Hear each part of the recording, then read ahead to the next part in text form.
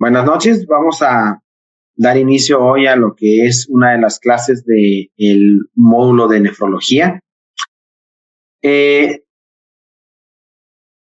Vamos a iniciar con lo que es la historia de la nefrología, la primera parte de la clase.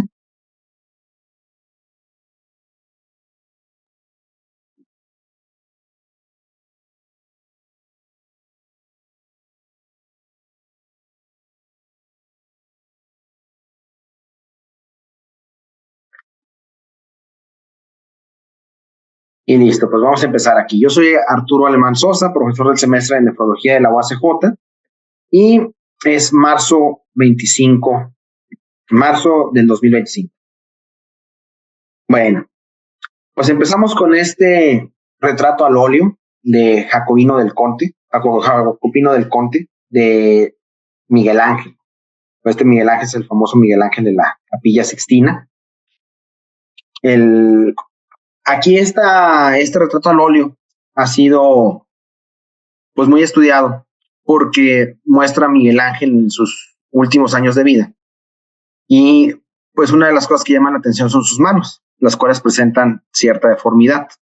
Esto ha dado para los historiadores todo tipo de teorías, pero una muy importante es acerca del estado de salud de Miguel Ángel y qué tipo de enfermedades lo aquejaban al final de su vida. Y esto nos lleva al tema del riñón en la historia. Miguel Angelo Buonarroti, que es el nombre completo de Miguel Ángel, pues se sabe que sufrió de cálculos renales y de artritis gotosa, motivo por el cual pues presentaba esas deformidades en las manos. Samuel Johnson es otro personaje muy famoso de la historia de Inglaterra. Él fue el padre del primer diccionario de la lengua inglesa, considerado pues como uno de los intelectuales más famosos de su época. Sin embargo, pues al final de su vida se vio llenado de lo que se llamaba en ese entonces hidropesia progresiva. Vamos a estar mencionando mucho ese término durante esta clase. Pues básicamente cuando hablamos de hidropesia hablamos de edema, o lo que conocemos ahora como anasarca, ¿no? Un edema generalizado. Una anécdota muy famosa dice que pues, los médicos pensaban que el líquido mismo que se acumulaba en la sangre, en los tejidos, era lo que provocaba la muerte. Entonces una de las curas era tratar de sacar el líquido con pequeños cortes en la piel para que el líquido que estaba en las piernas, en los brazos, saliera. El médico le daba pequeños cortes y Samuel Johnson le decía que le diera los cortes más profundos para que saliera más líquido, porque a él no le importaba el dolor, lo que le importaba era vivir. Bueno, y luego el rey húngaro Esteban Báthory fue uno de los reyes más poderosos de Europa en el siglo XVI, rey de Hungría, Polonia y Transilvania, 3 países al mismo tiempo, pero pues eso no lo protegió de una de las enfermedades que azotó a su familia durante varias generaciones, que era la enfermedad renal poliquística y que se cree que causó la muerte de varios de ellos. Hoy sabemos que es una enfermedad hereditaria, una enfermedad autosómica dominante. Otro personaje muy famoso, el que vamos a hablar más, es Richard Wright, en el siglo XIX, el médico que pues da inicio a la nefrología como parte de la medicina. Y pues él mismo, de manera irónica, fallece de la enfermedad que él describió, probablemente una enfermedad renal consecutiva a insuficiencia cardíaca, ¿no? Algo que más adelante durante el semestre platicaremos, lo que es el síndrome cardiorrenal, ¿no? Él trabajó en el famoso Guy's Hospital, un hospital de Europa muy famoso de Inglaterra, donde hubo otros médicos también que sonarán conocidos por las enfermedades que llevan sus nombres, como Thomas Addison, de la enfermedad de Addison, y Thomas Hodgkin, del linfoma de Hodgkin. Y pues bueno, otro de los grandes personajes de la historia que quizá tenga que ver con la enfermedad renal es Wolfgang Amadeus Mozart, ¿no? Aunque actualmente todavía hay muchas leyendas, muchas historias acerca de cuál fue la verdadera causa de su muerte, que sigue siendo un misterio, desde triquinosis por un cerdo mal cocido hasta un hematoma subdural crónico por una caída de caballo. Actualmente la hipótesis más aceptada es que fue una uremia consecutiva a una glomerulonefritis postestreptocóxica, quizá agravada por una púrpura de Jenosch-Schönlein. Pues algo un poco también irónico, porque pues se piensa que tal vez Mozart fue muy explotado por su padre. Aquellos que conocen la historia de él. Desde que era pequeño, pues su padre, viendo que tenía aptitudes para la música, pues lo llevaba a dar conciertos a los 5 o 6 años, viajando en todo tipo de condiciones precarias, y se piensa que ahí pudo haberse contagiado de la faringitis estreptocóxica, que eventualmente pues lo llevaría a su muerte de joven, años después. Otro gran compositor, pues Ludwig van Beethoven. En él sí tenemos una autopsia, pero su autopsia encontró cirrosis hepática, pero interesantemente una evidencia clara de necrosis papilar. Quizá el primer caso documentado. Esta necrosis papilar en el riñón es muy probable que fuera por el uso de analgésicos, los cuales él consumía como si fueran dulces debido a los dolores crónicos que tenía. Y su hígado, pues ya afectado por la cirrosis, probablemente pues no ayudaba, ¿verdad? En metabolizar estos analgésicos. Otro personaje muy famoso, Oliver Cromwell, fue un militar y político inglés, fue líder de la Revolución Puritana, ejecutó al rey Carlos I y gobernó como Lord Protector de Inglaterra, Escocia e Irlanda. Se piensa que su muerte pudo haber sido por malaria, que era común en aquellos días en Europa del Norte, o por una obstrucción por cálculos renales, porque se sabía que padecía de una enfermedad que en ese entonces, una enfermedad de cálculos que en aquel entonces en Inglaterra se conocía como la piedra, ¿no? De Stone. Y pues una septicemia secundaria a la misma. Y pues con quizá la dinastía más famosa de Europa, ya en tiempos más recientes, pues Napoleón III, último monarca de Francia y sobrino de Napoleón Bonaparte, perdió la guerra franco-prusiana y fue capturado por los alemanes. Muchos historiadores piensan que parte por la que perdió la guerra fue porque estaba aquejado por el sufrimiento por cálculos vesicales. Finalmente muere por uremia por obstrucción urinaria en el exilio en Inglaterra. Y pues su tío, emperador de los franceses y figura clave en la historia europea, Napoleón I Bonaparte. Él sabemos que tenía estenosis uretral, no sabemos si fue contraída por gonorrea, quizá ahí mismo en Europa, o por esquistosomiasis en sus campañas en Egipto. Al rato vamos a platicar un poco sobre Egipto y la esquistosomiasis. Y esto pues fue un mal debilitante para él a lo largo de su vida, que lo acompañó hasta su muerte. Se piensa que también estos dolores, estos padecimientos que tenía, pues lo llevaron a cometer muchos errores famosos, errores militares, que lo culminarían en su caída del poder. Y bueno, ya entramos en lo que es la materia. Pues empezamos que los temas de nefrología, pues, aunque no supiéramos describirlos, ¿verdad?, ya existían desde la cuna de la civilización. Este es un mosaico recuperado de una tablilla, conocido como el estándar de Ur, que representa a los dioses y a los reyes disfrutando un banquete en la fila superior, mientras que los campesinos y los pueblos subyugados pues están llevando tributos, ¿no?, en las filas inferiores. Pues esto ilustra, ¿no?, cómo desde ese entonces tu lugar que ocuparas en la pirámide social determinaba qué tan bien comías, qué tanto trabajabas y qué tanto acceso tenías a la salud. Los sumerios, pues ellos son los creadores de la tablilla de arcilla medicinal de Nippur, lo que actualmente es Irak, que se cree que es del 2200 antes de Cristo y considerada el texto de medicina más antiguo del mundo. Mesopotamia no se queda tan atrás, unos 1500 años después de Sumeria, se encontraron ahí las tablillas de arcilla de Acadia, Asiria y Babilonia, donde ya se hacen referencia a obstrucción urinarias, cálculos, quistes, uretritis, estenosis, secreciones uretrales. Y se hacían diagnósticos dependiendo de las características de la orina, si esta parecía pintura, vino, cerveza o remolacha. De Mesopotamia, pues ya también desde estos tiempos tan antiguos, pues tenemos que hay algunos términos que pues a nosotros nos podrían parecer pues conocidos. Por ejemplo, se habla sobre frecuencia urinaria, sacituna, goteo urinario, taticu, estranguria o micción dolorosa, lo conocemos ahora como disuria, Ginictu, y pues los famosísimos cálculos renales, que también ellos le decían la piedra, ¿no? Toda esta información médica pues llega a Grecia. Y bueno, para que veamos lo importante que fue este conocimiento de Mesopotamia, ellos hablaban ya desde este entonces acerca de la orina negra y del mal pronóstico que la orina negra tenía.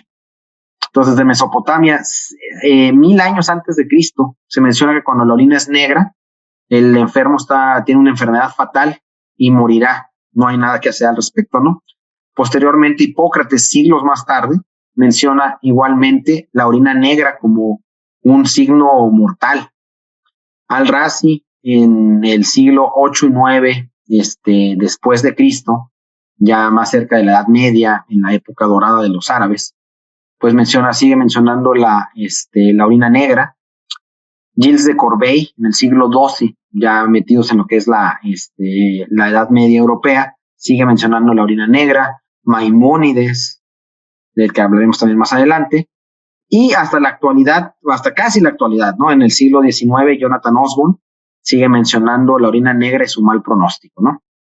Y pues con esto, pues estamos viendo cómo un conocimiento de miles de años de antigüedad, pues llega acá prácticamente hasta nuestros días. Nosotros sabemos que la orina negra, de hecho, pues se relaciona a enfermedades graves, ¿no? Puede ser desde la rabdomiolisis, en la que la orina se torna de color negro, el melanoma, que es un cáncer de piel sumamente agresivo, pues también llega a dar esta coloración a la orina. Entonces, pues no estaban tan perdidos, ¿no? Pues en esta pintura de Cleopatra de 1887 de Alexander Cabanel, pues con esto nos vamos a lo que es el antiguo Egipto, ¿no? La siguiente cultura. En Egipto hay que entender que la medicina estaba mezclada con la religión y con la magia, ¿no? Entonces tenemos sacerdotes médicos. Ellos tenían la idea o el pensamiento de que el conocimiento en sí mismo te curaba. Entonces, en los papiros o libros antiguos donde había conocimiento escrito, pues se quemaba y las cenizas se mezclaban con aceite y se untaban en los pacientes para aliviar la retención de líquidos, ¿no? Pues se pensaba que este conocimiento penetraba, ¿no? Donde estaba la enfermedad. Y pues conocían la importancia de los órganos, que en la técnica de momificación, famosa porque le sacaban el cerebro por la nariz, para ellos, curiosamente, el cerebro no tenía importancia, era como una fábrica de mocos para ellos, ¿no? Por eso lo sacaban. En realidad, pues lo único que dejaban en la momia de los órganos eran los riñones y el corazón. El corazón, de hecho, podía ser sustituido por un corazón mágico de repuesto llamado escarabeo, que era como una piedra en forma de escarabajo. Y uno de los textos más famosos en medicina en Egipto es el papiro de Ebers, donde ya se menciona la retención urinaria, la disuria y la hematuria, esta última más de 50 veces. En la época de Napoleón Bonaparte, Egipto era conocido como la tierra de los hombres que menstruan, por lo común que era la hematuria en ese país. Y esto, pues ahora sabemos que es por la esquistosomiasis, ¿no? Que es un parásito endémico en el Valle del Nilo, que pues penetra por la uretra y que provoca todo tipo de problemas uretrales que pues pueden perdurar toda la vida, y se manifiesta pues con hematuria, ¿no? Uno de ellos. Los egipcios daban tanta importancia a la orina que tenían 3 palabras diferentes para mencionarla, ¿no? Dependiendo del contexto. En el 2015, un grupo de radiólogos de Lisboa realiza un ataque a las momias del Museo Nacional de Arqueología. Una de esas momias era de un hombre de la tercera época intermedia de Egipto, Irtieru, momificado hace unos 2800 años. Lo que descubren es algo muy interesante, un riñón completamente calcificado, típico de la tuberculosis renal en estadio terminal, y no sería el único hallazgo que encontraron.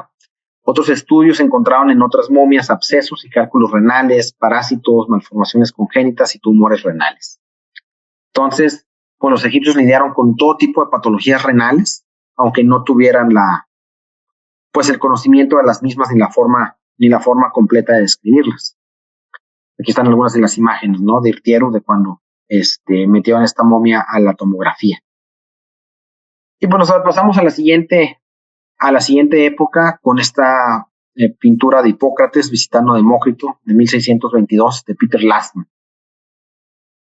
Y bueno, pues en excavaciones hechas en la isla de Chipre, allá en Grecia, en el templo de Kitión, estamos hablando casi en la prehistoria, en la época del bronce tardío, lo que es el siglo XIII antes de Cristo, se encuentra quizá uno de los objetos más raros de la arqueología médica griega, que es este riñón de bronce,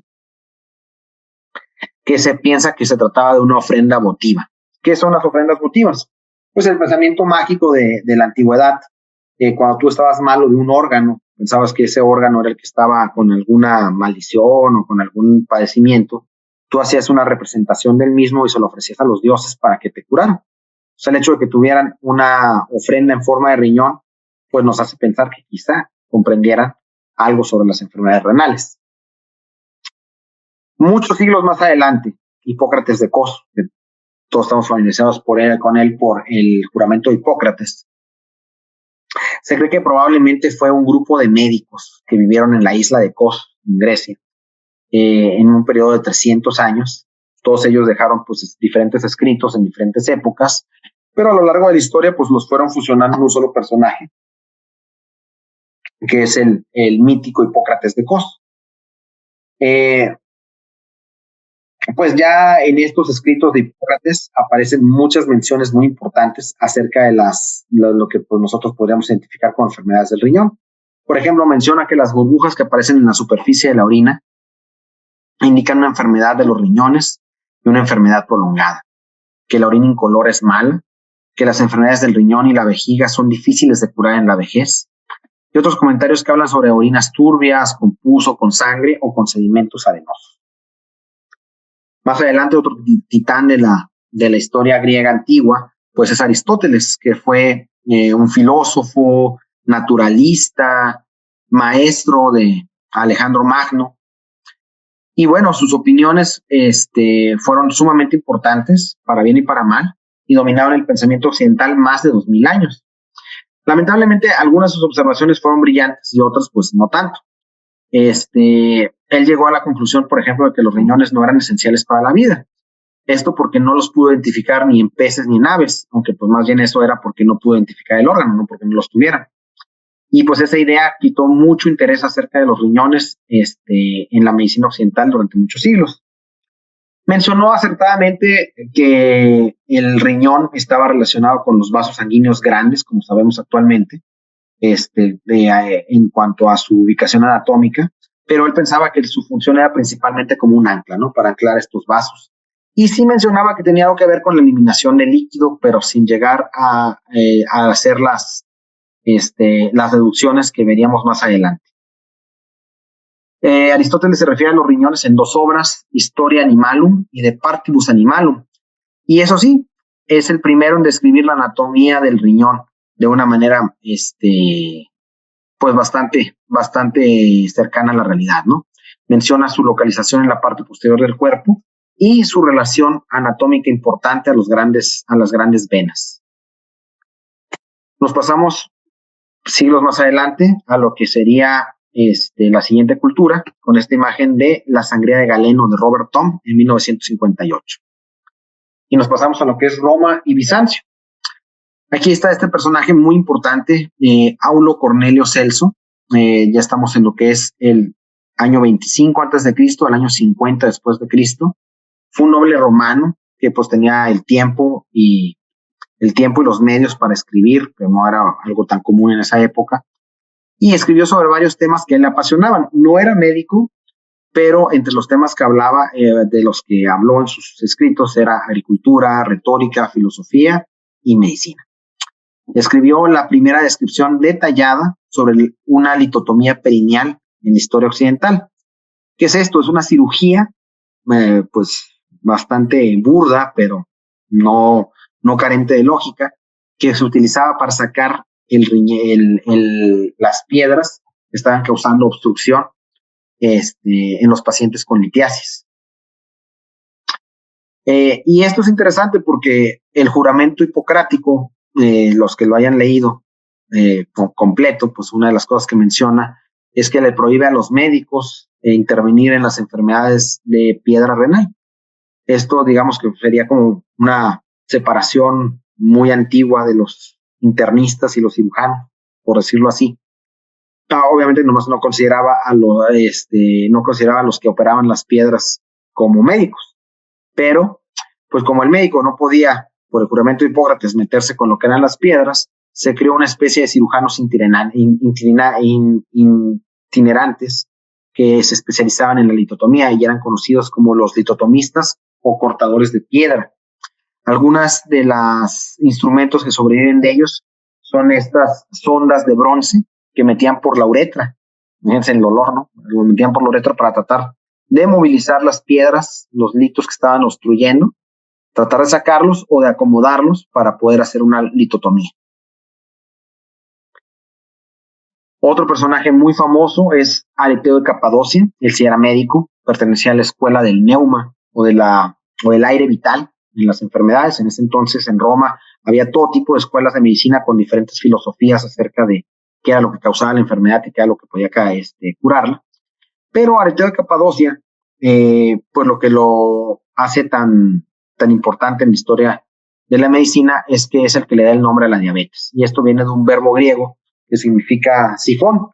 Y era debido a que la diabetes, él la describe como que en la orina parecía como si toda el agua del cuerpo saliera por la uretra como si fuera por un sifón, como si la carne se derritiera en el cuerpo del enfermo y saliera en forma de agua por la uretra, ¿no? Una fuente. Y también escribe otras enfermedades como la hidronefrosis, la gota, el cólico renal, el edema y lo que pues probablemente fuera la anemia y la insuficiencia renal. Otro personaje muy famoso de esa época sería Pedanius Dioscores, que fue médico del emperador Nerón, famoso Nerón que quemó Roma. Bueno, él fue el primero en documentar que ciertos venenos causaban inflamación renal. Viajó por toda Roma recolectando plantas y tratamientos de todas partes del Imperio Romano y escribe lo que probablemente sería uno de los primeros libros de farmacología de materia médica, donde menciona 12 plantas para tratar lo que nosotros conocemos como enfermedades renales. Y para estas mismas también, entre esas, mencionaba enemas con malva, lo cual no estaba tan perdido porque sabemos que actualmente la medicina china tradicional también usaba la malva para las personas con enfermedad renal. Y hoy sabemos que la malva y los enemas pues tienen la función de ayudar a que no se junten algunas de las sustancias que se juntan en la sangre cuando no funcionan los riñones, ¿no? Al hacer esta especie de enemas, ¿no? Pues actualmente utilizamos, por ejemplo, las sales quelantes para evitar el paso del potasio a la circulación cuando tenemos en los enfermos renales, ¿no? Entonces, pues, vemos que esta lógica, pues, tiene siglos de existir, aunque no conocieran bien la fisiología. Y bueno, pues nos pasamos al que es quizá la estrella de esta época, Claudio Galeno, por eso actualmente todavía nos dicen a los médicos galenos. Él era un médico griego que vivió en la antigua Roma. Él fue médico de los gladiadores, lo que le daba un lugar privilegiado para ver en estas heridas grotescas que presentaban los gladiadores en la arena, pues documentar lo que era la anatomía, como no se había podido hacer en muchos siglos. Entonces es el primer anatomista que reconoce la función del riñón en la producción de orina. Y en su obra De Usu Partium entendía que los riñones separaban la orina de la sangre y extraían sustancias peligrosas de esta. Pues bastante cercano a lo que vendría siendo la realidad. Es considerado el padre de la medicina experimental porque no se quedaba con lo que él pensaba, lo que él creía, sino que llegó a hacer experimentos, quizá un poco crudos para nosotros actualmente. Él hacía lo que se llamaban vivisecciones, donde pues, la gente se juntaba, ¿no? Gente expertos de la época y todo eso. Y él hacía cortes en animales vivos para ver si sus ideas pues eran ciertas, ¿no? famosamente ligaba los uréteres de los animalitos y veía que la vejiga no se llenaba de orina. Después reventaba las ligaduras y veía que la orina fluía de los riñones a la vejiga, ¿no? Pues con esto demostraba que sus ideas eran verdaderas, ¿no? Y esto pues fue un gran avance en la medicina. Lamentablemente, pues también cometió muchos errores en cuanto a sus observaciones, pero estas ideas se quedarían estancadas en la medicina occidental durante muchos siglos. No así en otra parte del mundo. Aquí tenemos una miniatura médica islámica que representa a un enfermo atendido por varios médicos durante la edad de oro de la medicina árabe, aproximadamente los siglos XII y XIV después de Cristo. Y es que mientras que Europa se sumergía después de la caída del Imperio Romano en la Edad Media, en el oscurantismo, pues los árabes tenían una edad de oro en la que la ciencia, la literatura, la filosofía y la medicina pues florecieron. Bueno, continuando, nos habíamos quedado en la edad de oro de la medicina árabe, que abarca desde el siglo IX, siglo X. Pues aparecen varios médicos muy importantes como Rasés, también llamado como el Galeno del Islam, quien describe en sus escritos clínicos abscesos renales con pus en la orina, infecciones urinarias graves, litiasis y un fracaso renal secundario a enfermedades sistémicas. Entonces, observaciones que más adelante pues volverían a ser redescubiertas por médicos ya en épocas más cercanas a nosotros. Avicena, otro médico muy importante, analiza también de forma sistemática el color, la densidad, el olor y el sedimento de la orina, anticipándose a lo que después sería la uroscopía de los médicos medievales, que hablaremos más adelante de ella.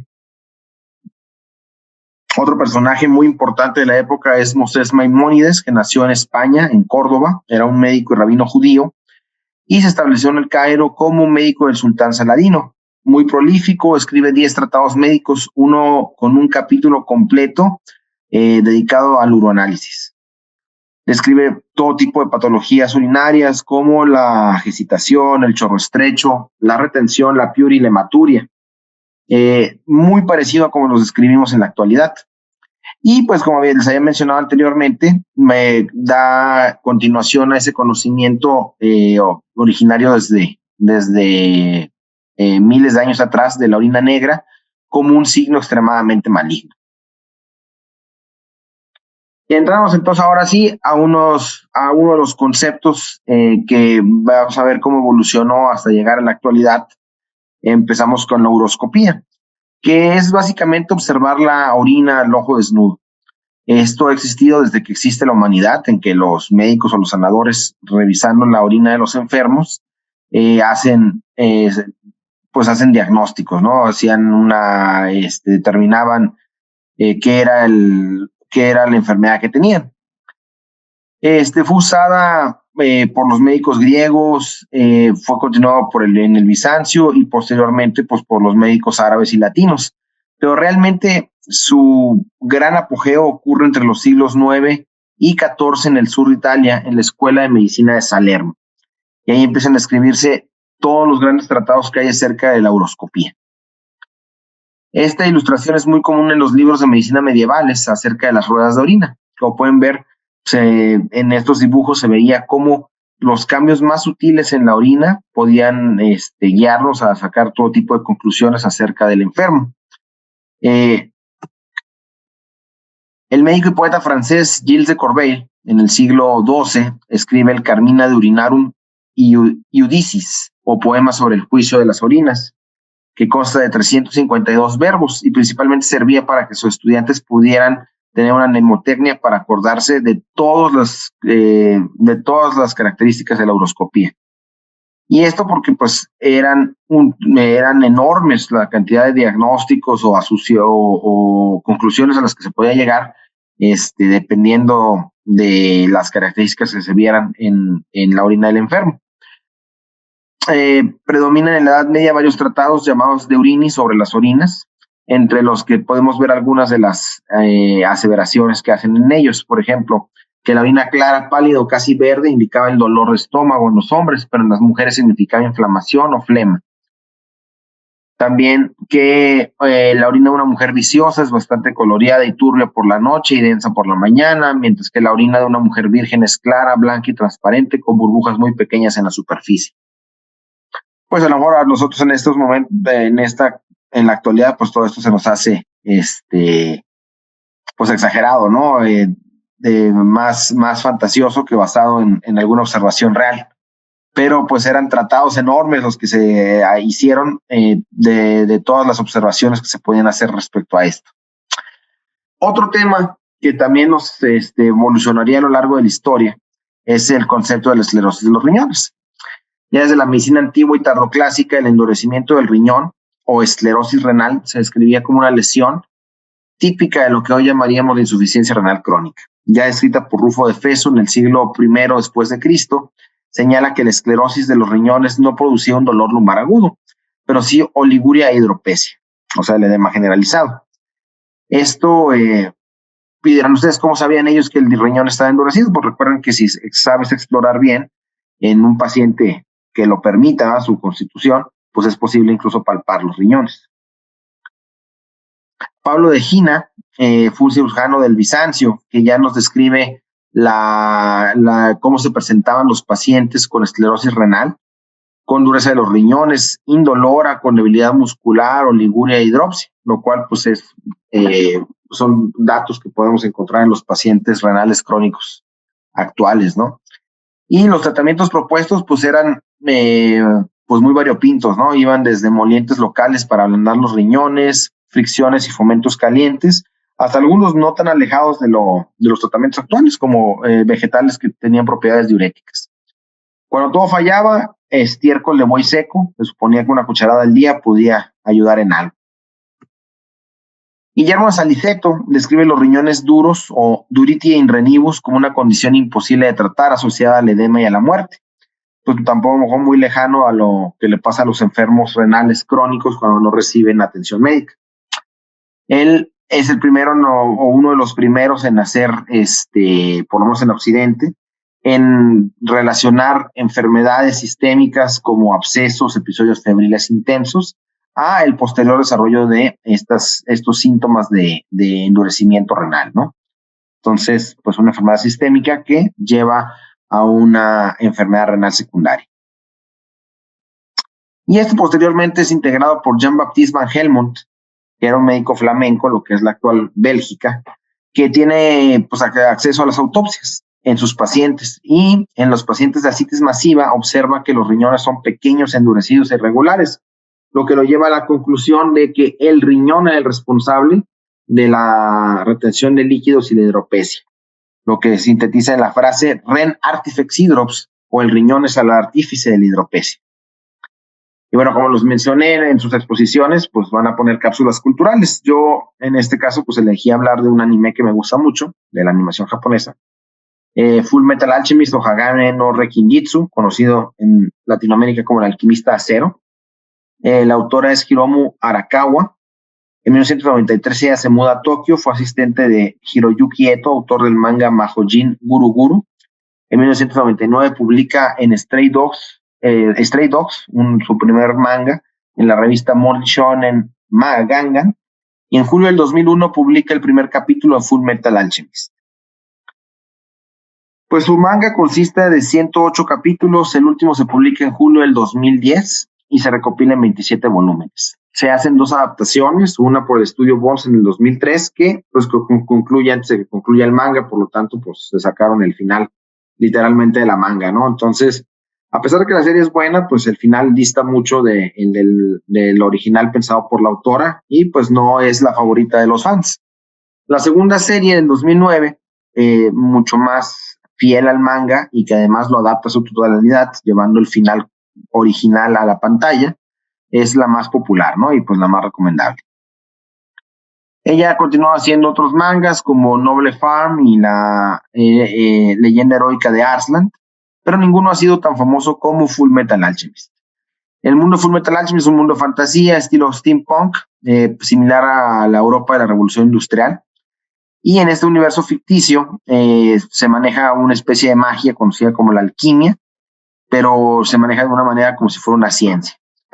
y trata acerca de los hermanos Edward y Alphonse Elric, que pierden parte de sus cuerpos tratando de resucitar a su madre con la alquimia y tratan de buscar la piedra filosofal para recuperarla. Todavía en algunas encuestas, como la de la televisión japonesa TV Asahi, aparece en el 9º lugar entre los 100 mangas, entre los 100 mejores mangas de la historia.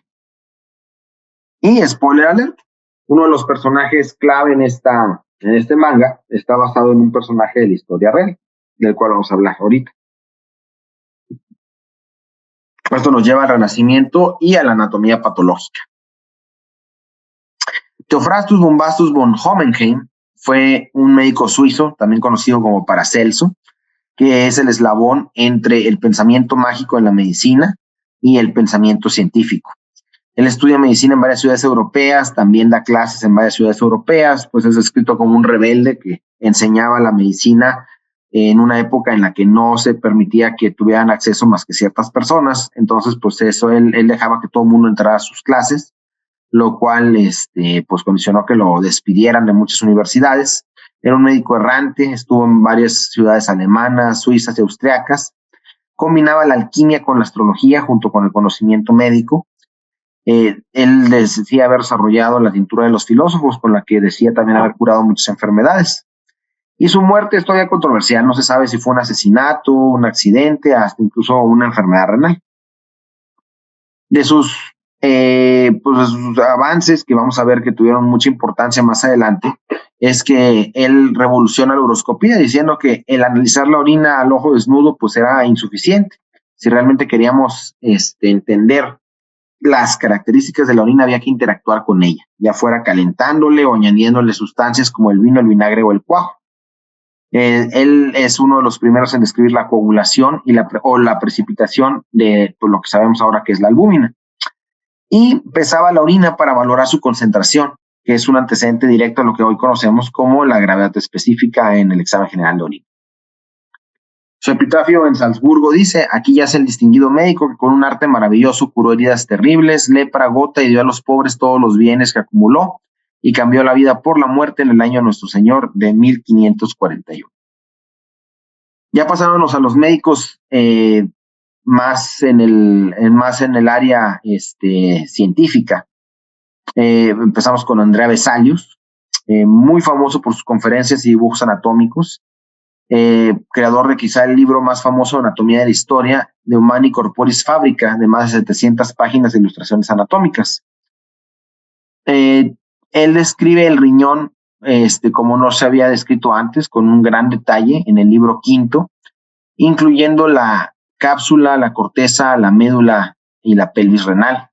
Y aunque seguían las enseñanzas de Galeno, recuerden que les comenté que las enseñanzas de Galeno quedaron estancadas en Occidente sin mucho cambio durante siglos, él agrega de su propio conocimiento y propone que la orina se formaba a partir de la sangre y pasaba primero a una cavidad intrarrenal, o sea, la pelvis, antes de dirigirse por los uréteres hacia la vejiga.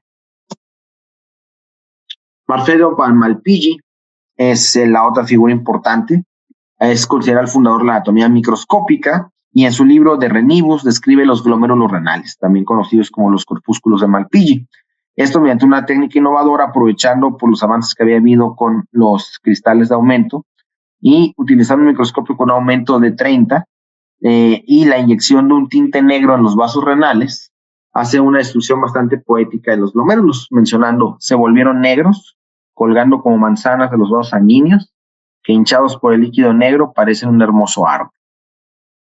Y bueno, entre sus contribuciones, pues es obviamente la primera descripción del glomérulo, descripción de las pirámides medulares, túbulos colectores y la apertura de los conductos en la papila. Y con esto, pues funda la anatomía microscópica renal. Nos pasamos a Giovanni Battista Morgagni, que es el fundador de la anatomía patológica. ¿Y a qué es esto? Bueno, pues es el llevar la clínica, que es la medicina al pie de la cama del paciente, a la integración con los hallazgos de las autopsias.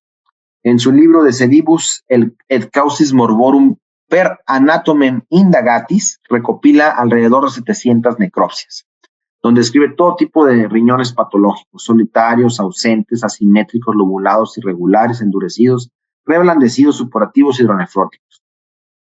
Y nos trae el primer caso de uremia en la historia. Menciona un paciente que llega con náuseas y vómitos, cefalea intensa, episodios de pérdida de la conciencia, fallece el paciente y se le realiza la autopsia, encontrando riñones pequeños, una textura dura, color grisáceo y forma irregular, con lo que relaciona por primera vez las lesiones renales con síntomas neurológicos y sistémicos, lo que hoy vendríamos conociendo como el síndrome urémico. Otro término que va a ser muy importante y que va a evolucionar a través de la historia es la coagulación de la orina. Ya vimos que el primero, o uno de los primeros en mencionarla es Paracelso. Bueno, ya se había observado que ciertas orinas tenían características que no tenían las orinas de otros enfermos. Como por ejemplo Hipócrates menciona que las burbujas asientan en la superficie de la orina y que indican una enfermedad de los riñones que será prolongada. Otros, los uroscopistas medievales, dentro de sus muchísimas observaciones reales y fantasiosas, mencionan la orina espumosa y la consideran un signo de mal pronóstico. No tampoco muy errados. Pero vendría siendo hasta 1765, cuando el médico Domenico Cotugno pues decide calentar la orina de los pacientes con edema. Y se da cuenta que esta orina al calentarla se coagula. Propone entonces que el líquido del edema pasa de la circulación a los riñones y se excreta a través de ellos. Esto basado también en todos los hallazgos, en los trabajos previos, ¿no? de Paracelso y Friedrich Deckers. De hecho, pues Domenico Cotugno contribuye a muchas otras áreas de la medicina, interesantemente la neurología también. Sin embargo, pues se perdieron muchos de sus escritos cuando su esposa, por motivos todavía no del todo conocidos, quemó todos sus manuscritos con la muerte de Cotugno. Entonces, pues bueno, pues algunos de sus colegas de la época decían que Cotugno no había cometido ningún error en vida más que casarse con esa mujer, ¿no? William Cruikshank más adelante demuestra que la hidropesia o el edema generalizado, ¿no? Cambia. En algunas orinas se coagulan con el calor o con ácido nítrico, mientras que la hidropesia por cirrosis o por otras vísceras enfermas no coagula. William Charles Wells en 1806 y 1811 estudia el edema escarlataniforme, describiendo la asociación entre edema posescarlatina y orina albuminúrica.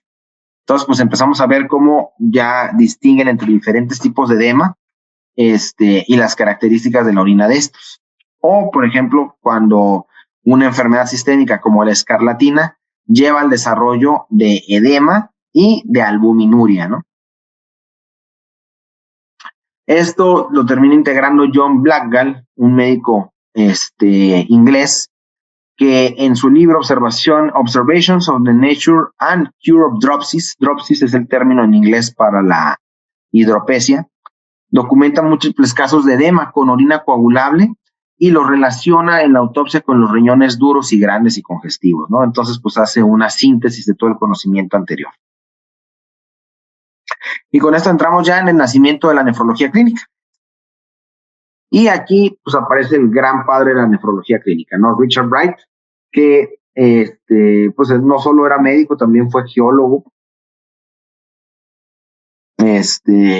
Hizo también pues muchos aportaciones a la geología, pero pues el tema que sus aportaciones que lo llevan a formar parte de la historia de la medicina son la descripción de la tríada del edema generalizado, la orina albuminúrica y los riñones alterados en la autopsia, como una misma entidad. O sea, es el primero que todas estas observaciones que hemos visto que hicieron a lo largo de la historia, pues finalmente la sintetiza en una sola enfermedad, o que pasaría a ser conocida por su nombre, la enfermedad de Bright, que vendría siendo lo que hoy conocemos como la glomerulonefritis o el síndrome nefrótico.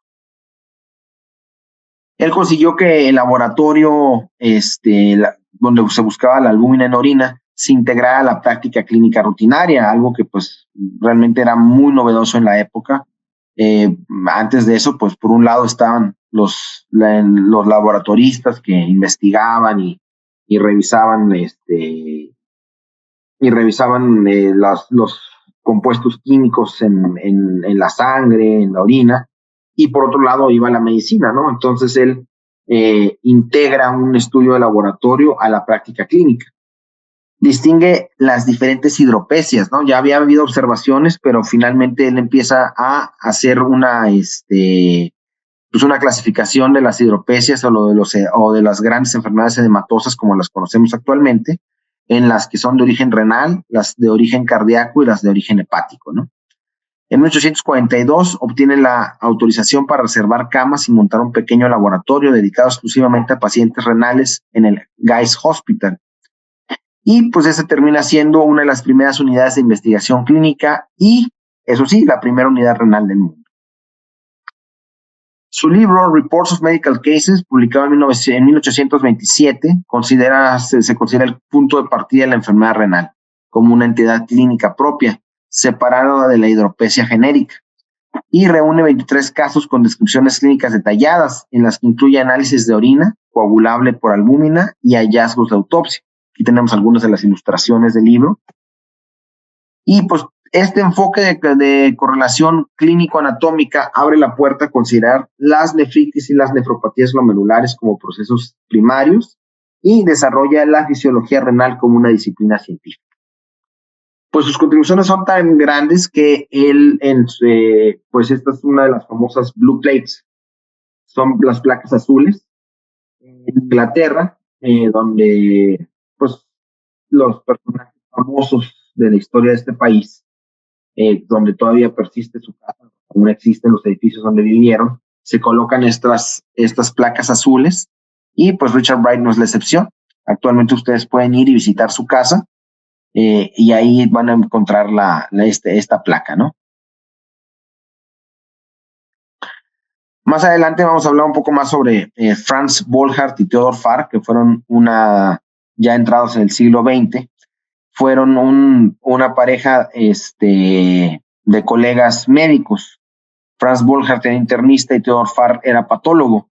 Y ante el caos que era la enfermedad de Bright, a pesar de que Bright pues ya había creado una entidad en sí misma que era la enfermedad renal, ellos deciden ordenar la enfermedad renal en 3 grupos: las nefrosis, las nefritis y la nefroesclerosis. Y son el antecedente directo de las clasificaciones modernas de la glomerulonefritis y la nefropatía hipertensiva. Y bueno, pues no podemos terminar esta parte de la historia sin mencionar la historia de la hipertensión, estrechamente relacionada con la nefrología. Y pues para empezar, pues con esta pintura de Ernest Board, donde se muestra a William Harvey demostrando la teoría de la circulación de la sangre ante el rey Carlos I.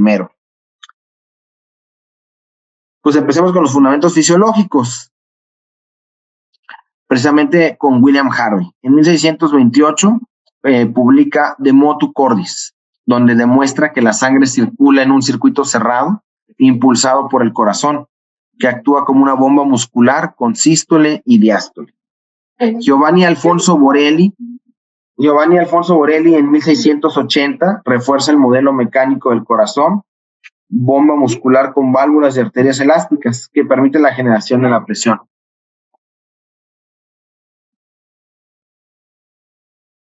Estos descubrimientos pues a nosotros parecerían muy obvios, pero realmente fueron revolucionarios, porque antes de que William Harvey demostrara la circulación de la sangre, había muchas dudas acerca de realmente para qué servían los vasos sanguíneos, habiendo teorías incluso de que transportaban el aire o no se encontraba que tuvieran alguna relación con el corazón. Ya más adelante, pues incluso, como les mencioné, Borelli demuestra que el corazón funciona como una bomba que impulsa la sangre a través de las venas y las arterias. Y de ahí nos pasamos a lo que es la primera medición de la presión arterial. Es ya en 1733 con Stephen Hales, que por cierto era un reverendo, y él realiza la primera medición directa de la presión arterial, insertando una cánula en la arteria femoral de una yegua. Es un poco grotesco para nosotros, pero pues fue uno de los experimentos que los primeros experimentos que demostró la existencia de la presión arterial. Conectó este tubo de vidrio al vaso sanguíneo de la yegua y observó que la columna de sangre subía y bajaba con cada latido. 8 o 9 pies, lo que equivaldría a 180 a 200 milímetros de mercurio. Y bueno, ahora hablemos un poco de la historia de los términos para la hipertensión esencial. Con Jean-Baptiste Sénac, en su tratado de cardiología, relaciona el tamaño del corazón con su fuerza y explica la hipertrofia ventricular.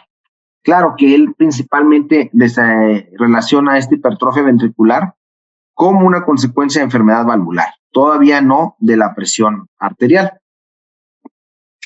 Y tiempo después, Samuel Wilkins, en el Guy's Hospital, describe casos con arterias escleróticas e hipertrofia cardíaca, sin lesión renal evidente, sugiriendo que podía existir una afección renal primaria. O sea, es el primero en sugerirlo, ¿no? Como un antecedente del concepto de hipertensión esencial. Henry Houchard, ya casi entrando al siglo XX, describe la preesclerosis o arteriosclerosis como una enfermedad cardioarterial primaria, ¿no? Incluso, pues se empieza a hablar de la maladie de Houchard o la enfermedad de Houchard, anticipando la idea de una enfermedad de la presión. Y Sir Clifford Allbutt también a finales del siglo XIX en Inglaterra populariza el término de hipertensión primaria, mostrando casos de hipertensión y vasculopatía, pero sin la nefritis de Bright. Antes de esto, pues, se pensaba que si había un problema con la presión arterial era causado por el riñón inicialmente. Entonces, de hecho, me da el término de el granular kidney without Hamlet, o sea, un problema de la presión sin su actor principal, que ellos pensaban que eran los riñones hasta ese momento. Y en cuanto a la medición cuantitativa de la presión arterial, pues empezamos con el siglo XIX temprano, donde Jean-Louis Marie Puciol crea el hemodinamómetro. Ese nombre a lo mejor les suena porque él formula la ley de Puciol, que actualmente todavía nos sirve para explicar el flujo laminar en los vasos. Carl Ludwig crea el quimógrafo, con el que ya también no solo se puede medir, sino también realizar un registro de onda, donde se registran las variaciones continuas y pulsátiles de la presión. Jules Harrison, en 1834, diseña el esfignómetro, que es un tubo de vidrio con mercurio y una cúpula metálica que se aplica sobre la arteria radial. Jean Fabre, en 1856, hace los primeros registros directos de presión arterial en humanos amputados. ¿Por qué? Pues para poder tener acceso a las arterias braquiales o femorales mediante el quimógrafo de Ludwig.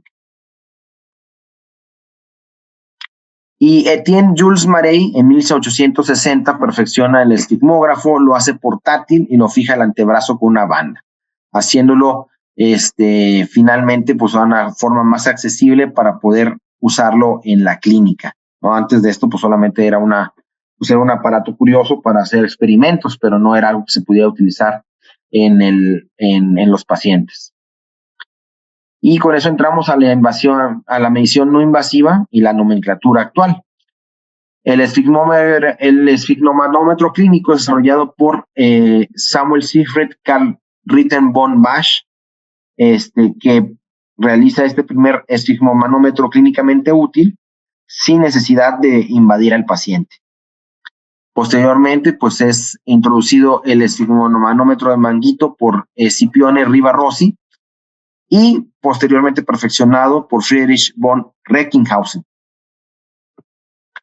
Y el método moderno se consolida en el siglo XX temprano, donde aquellos que pues recuerden de los sonidos de Korotkov vienen del médico ruso Nikolai Korotkov, que es el primero en describirlos, ¿no? Y es el que nos da las fases de la presión y nos da los conceptos de la presión sistólica y diastólica, ¿no? Completando con eso pues el método auscultatorio que todavía utilizamos. Y bueno, continuando con la relación corazón-riñón-vasos, volviéndonos a un poquito al siglo XIX, tenemos que William Gould y Henry Sutton son los primeros en mencionar que tal vez no siempre el riñón es la causa de la enfermedad no solamente el riñón y la enfermedad de Bright son la causa del engrosamiento de las arterias, sino que pudiera haber una enfermedad que primero afectara las arterias y posteriormente afectara al riñón. Ludwig-Traub llega también a una conclusión similar, ya que propone que la hipertensión es una respuesta adaptativa para perfundir a los riñones enfermos, ¿no? Entonces, pues es también de los primeros que hace una relación entre riñón y presión arterial, ¿no? Y aquí entra otro personaje muy famoso que es Frederick Akbar Mahomet, médico también del hospital, del Guy's Hospital en Inglaterra, de ascendencia india e irlandesa, que muere joven a los 35 años, pero deja un gran legado acerca de la hipertensión. Modifica el sismógrafo de Marey y pues lo hace útil en la práctica clínica y lo incorpora con sus pacientes hipertensos. Él pues observa la alta presión arterial sin signos de nefritis, ¿no? Entonces separando las dos entidades. Y aparte describe una fase prealbuminúrica de la nefritis, que sabemos que es verdad, ¿no? Que antes de que el riñón se enferme, de manera que dé signos clínicos, pues empieza a tirar proteínas, ¿no? A tener esta albuminuria, una etapa albuminúrica. De aquí pues hay otros médicos muy famosos como Erich Frank, que ya a principios del siglo XX acuña el término essentielle hypertensione para identificar la elevación primaria de la presión arterial sin una causa. Y Theodore Janeway, que populariza el término essential hypertension en la literatura anglosajona y describe lo que conocemos como los órganos blancos, ¿no? O sea que esta hipertensión va a dañar órganos como corazón, riñón, cerebro y vasos, los términos que todavía nos enseñan en la escuela de medicina, y aparte es el primero en mencionar la hipertensión como el asesino silencioso. Metiéndonos un poquito en la historia de la retinopatía hipertensiva, Hermann von Helmholtz en 1851 crea el oftalmoscopio, lo que le permite ver por primera vez la retina y los vasos, lo que daría lugar a poder observar los cambios que ocurren en estos. Y pues no muy lejano de la creación de este aparato, Richard Liebrich describe la retinitis albuminúrica, que es en estos pacientes aquejados de nefritis y albuminuria, se podían ver exudados algodonosos alrededor de la retina, ¿no? Louis Frischberg y Emanuel Oppenheimer ya en el siglo XX mencionan la retinopatía y enfatizan que los cambios retinianos y del nervio óptico son causados por la hipertensión grave.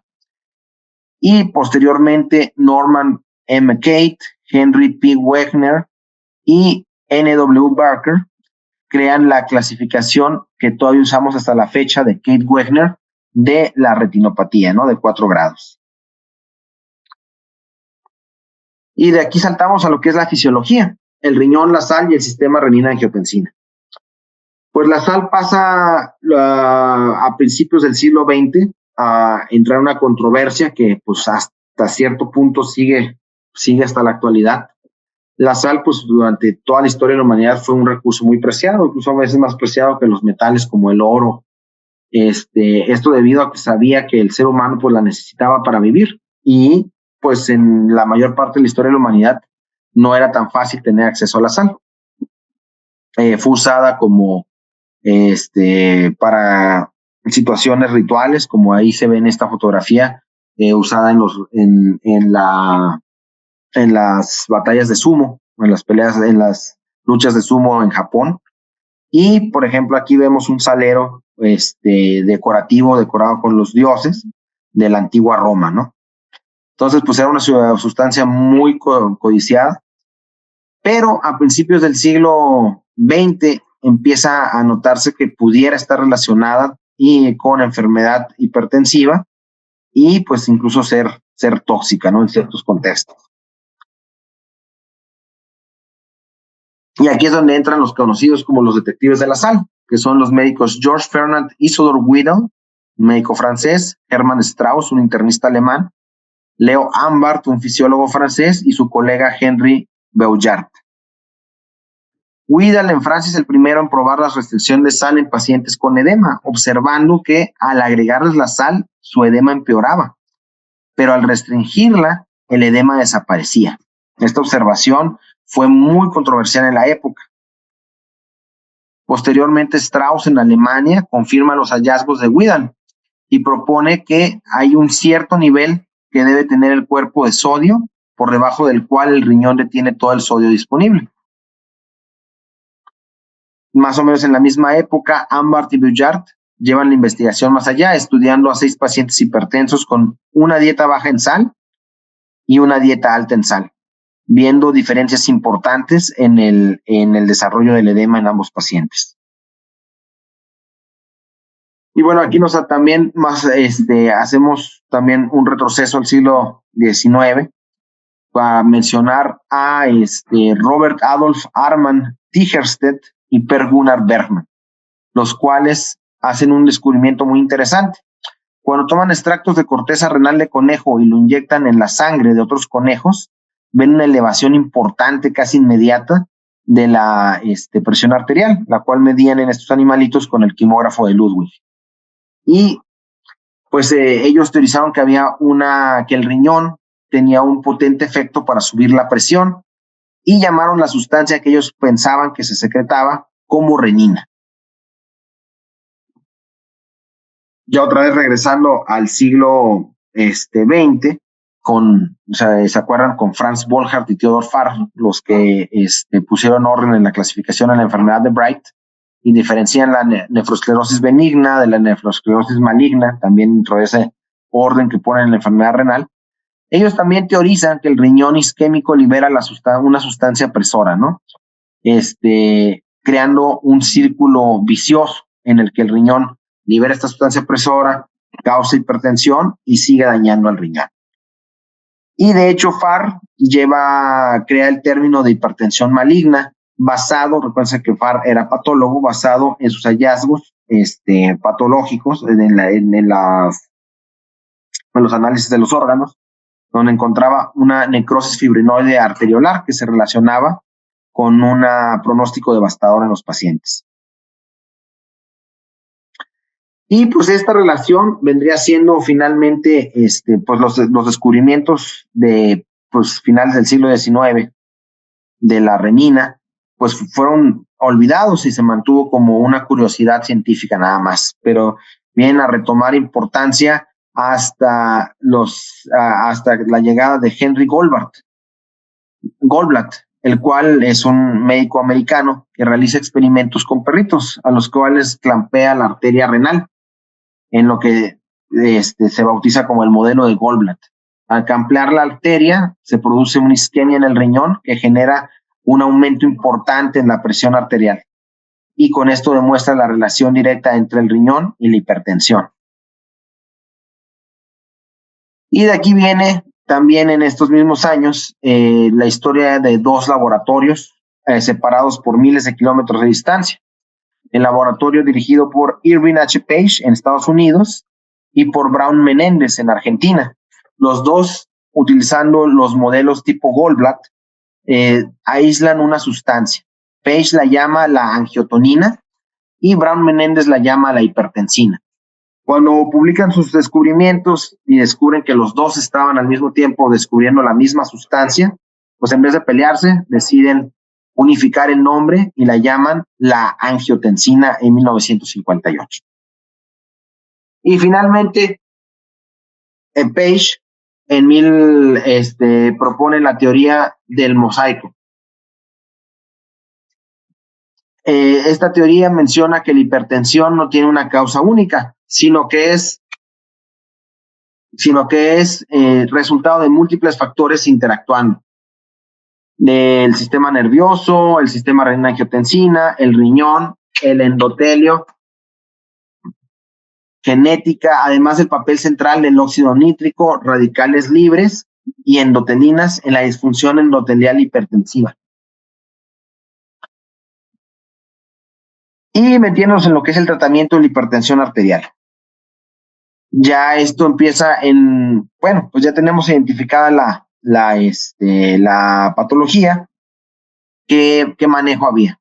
Walter Kemper, en la década de 1940, que era un refugiado alemán, pues decide desarrollar la Rice Diet. Eso debido a observaciones en las que en los países asiáticos casi aparentemente, pues casi no había hipertensión. Entonces él teoriza que una dieta muy baja en sodio y proteínas podía tratar la hipertensión maligna y la nefropatía avanzada.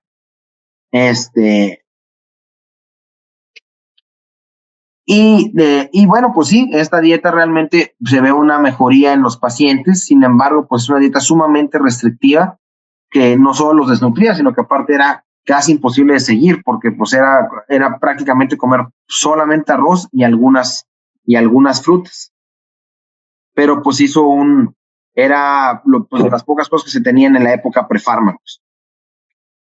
Más adelante, pues, a un cirujano desesperado, Reginald Herbert Smith, un cirujano americano, pues ante la falta de tratamiento que había para los pacientes con hipertensión maligna por enfermedad renal, pues desarrolla un método en el cual hace una simpatectomía toracolumbar extensa, ¿no? En la que por primera vez pues se ve realmente una mejoría tangible y además pues una mejoría duradera.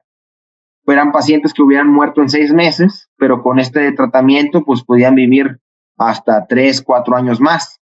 Sin embargo, pues la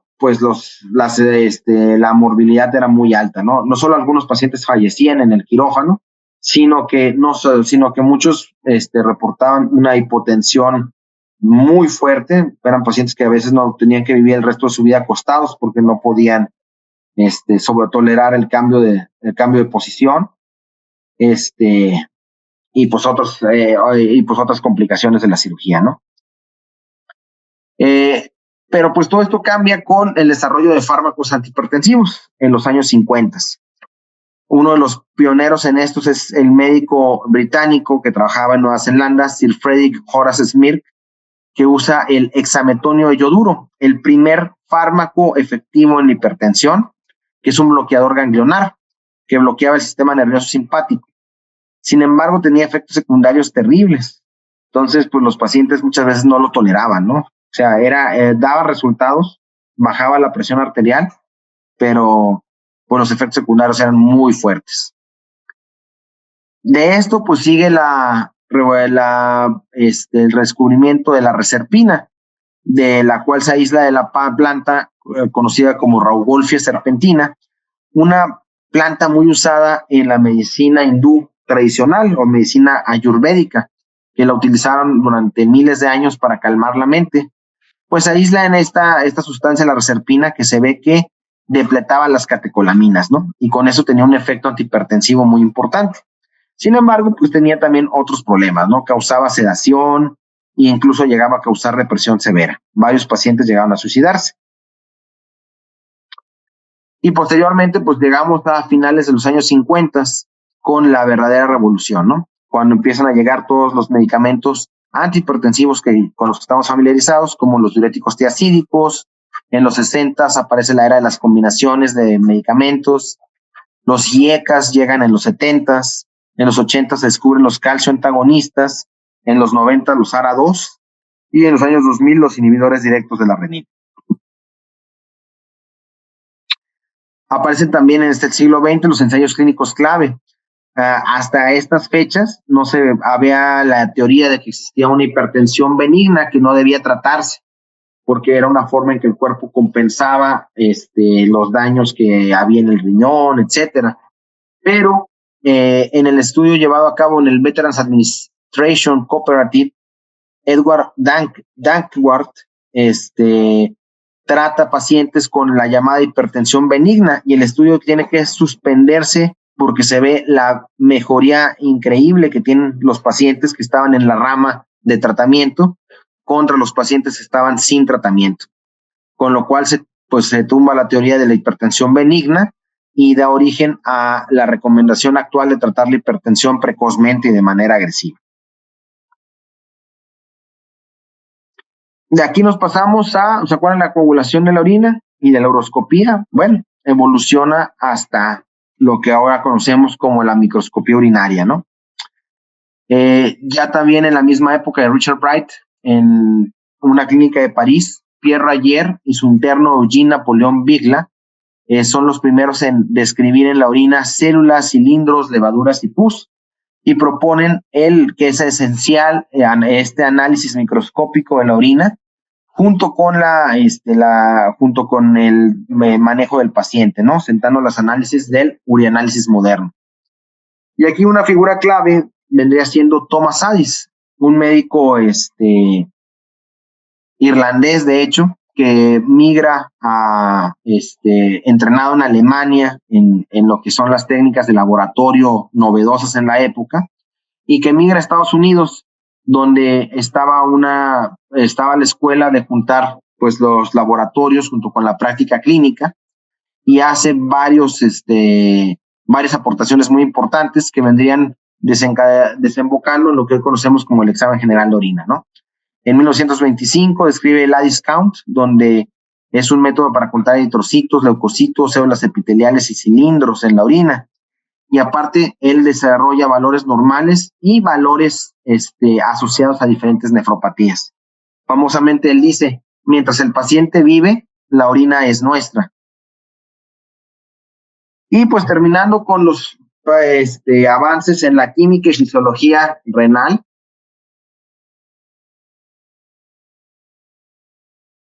Carl W. Schiess, en 1776, aísla por primera vez ácido úrico de cálculos vesicales de orina, inaugura la química de los litos urinarios y relaciona la uricemia con la litiasis.